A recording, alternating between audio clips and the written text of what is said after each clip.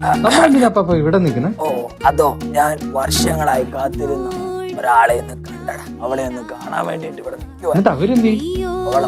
അതാ വരുന്നു, നിനക്ക് കിട്ടാതെ പോയി നിന്റെ വെല്ലുമ്മച്ചി.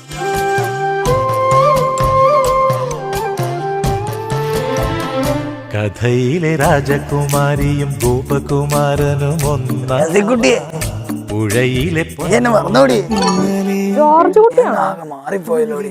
നിനക്ക് വേണ്ടി കഴിഞ്ഞ 50 വർഷമായിട്ട് ഞാൻ കാത്തിരിക്കുകയാണ്. ഓ, ആ 50 വർഷം ഞാൻ സമാധാനത്തിൽ എന്റെ കുടുംബത്തോടൊപ്പം ഞാൻ കഴിഞ്ഞു. നമ്മൾ അവസാനമായിട്ട് കണ്ടപ്പോ നിനക്ക് ഞാൻ തന്നത് ഓർമ്മയുണ്ടോ?